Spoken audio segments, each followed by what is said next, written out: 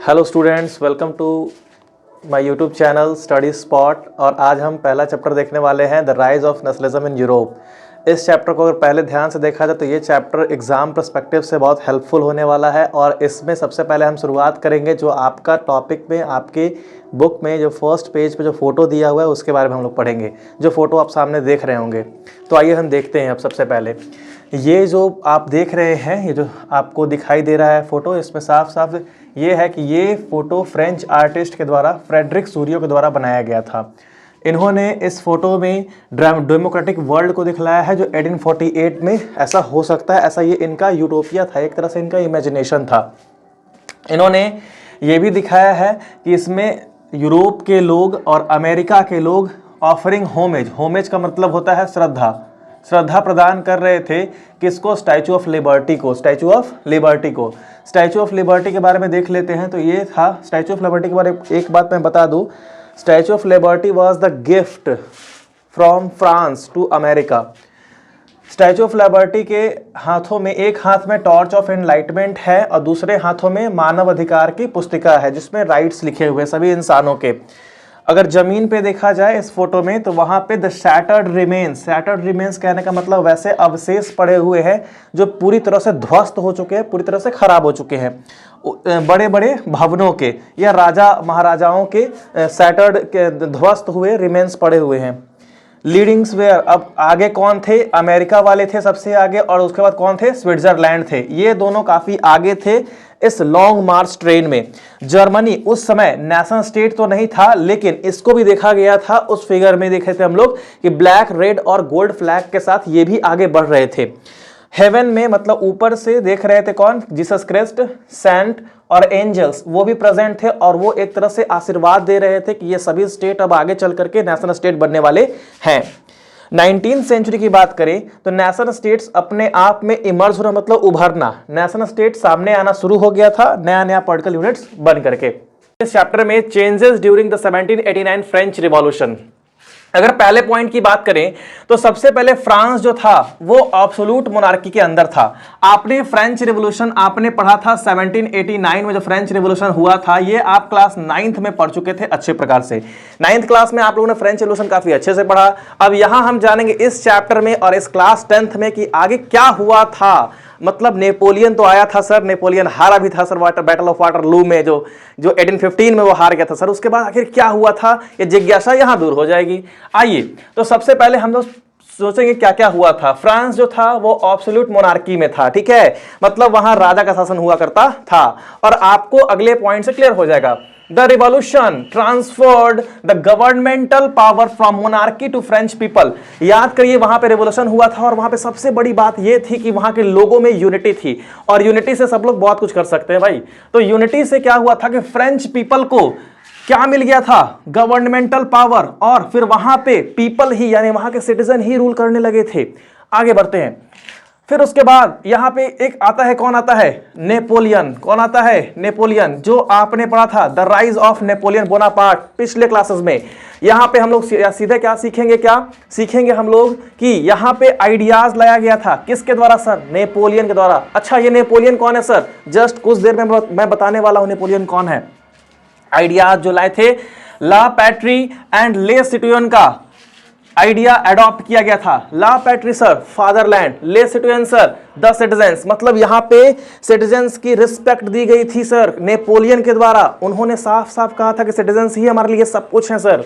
आगे उसके बाद अगला क्या हुआ था? रॉयल फ्लैग जो था फ्रांस में, जो रॉयल फ्लैग था उसको रिप्लेस किया गया था किस चीज से? नए फ्रेंच फ्लैग से, नए फ्रेंच फ्लैग से रिप्लेस किया गया था। अच्छा, एक क्वेश्चन था, national colour of France, national colour of France क्या था?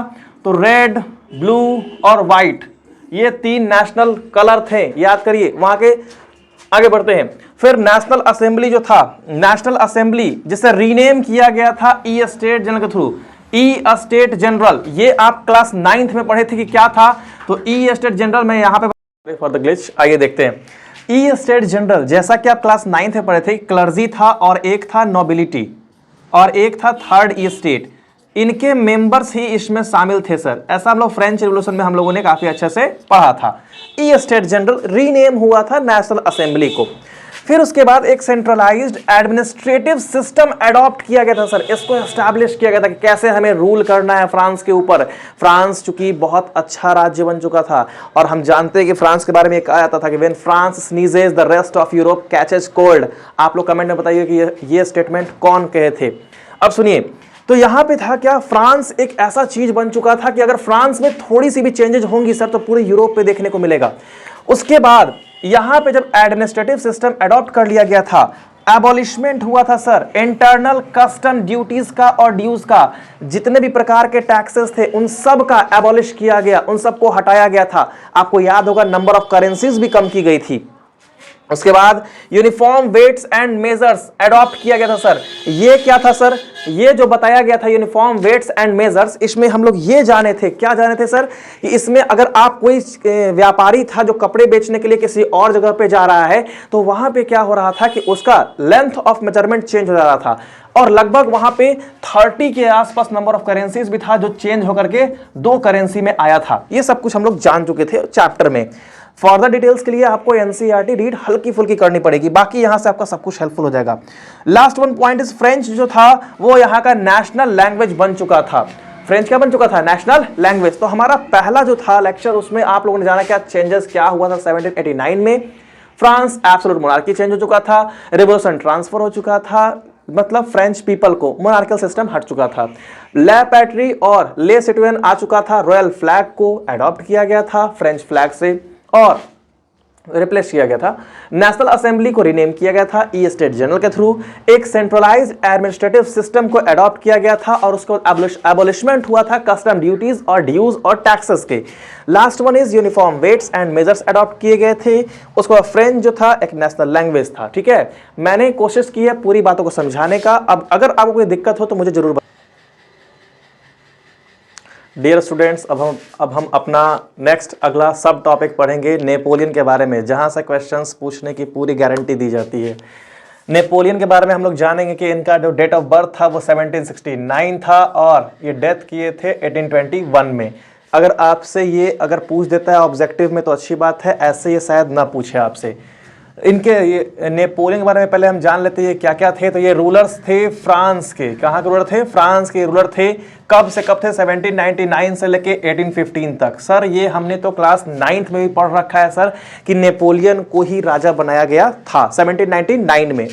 आगे बढ़ते हैं, 1815 में सर वो हार गया था सर बैटल ऑफ वाटरलू में। बैटल ऑफ वाटरलू में आपको याद होगा कौन कौन देश हराए थे, एक प्रशिया, एक रशिया, एक ऑस्ट्रिया, एक ब्रिटेन।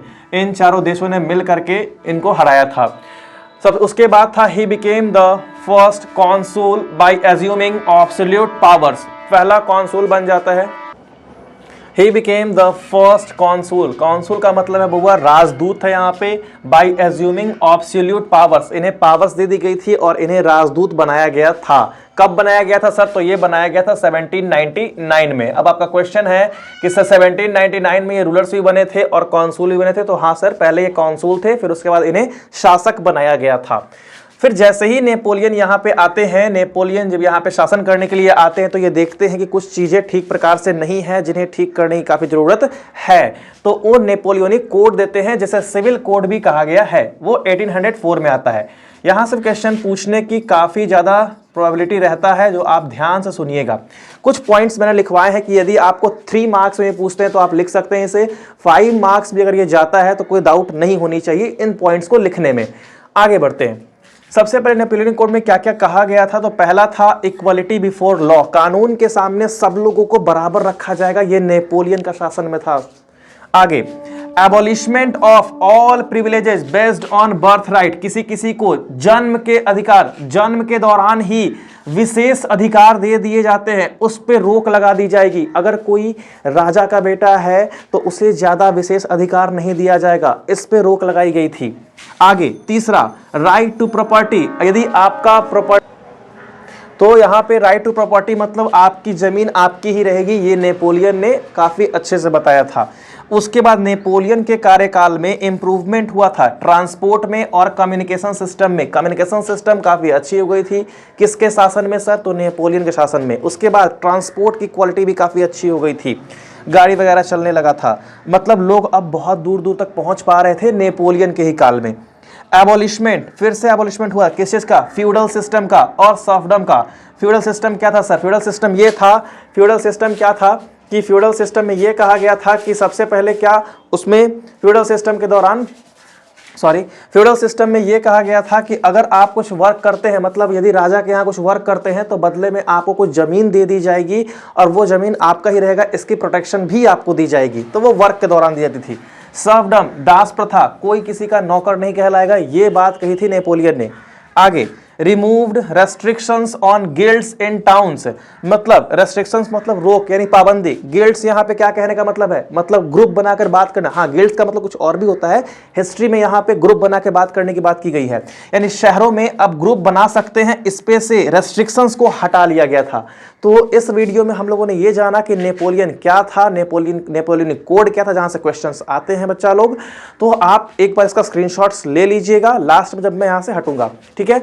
अब हम ये जानते हैं कि हम लोगों ने इस पूरे टॉपिक में, सब टॉपिक में हम लोगों ने काफी अच्छे से डील किया है और ये सारे पॉइंट्स लिखने के बाद आपका काफी अच्छा हो जाएगा। नेक्स्ट सब टॉपिक हम नेक्स्ट वीडियो में करने वाले हैं। तो यहां तक के लिए थैंक यू। और मेरा चूंकि ये फर्स्ट वीडियो था एज अ यूट्यूब चैनल, तो आप पहले ही मुझे बता दें अगर मेरी आवाज़ कहीं ज़्यादा बढ़ी हो या समझने में कोई पर्सपेक्टिव दिक्कत हो, तो यदि आप बताएंगे तो ही हम सुधार कर पाएंगे। Otherwise thank you so much.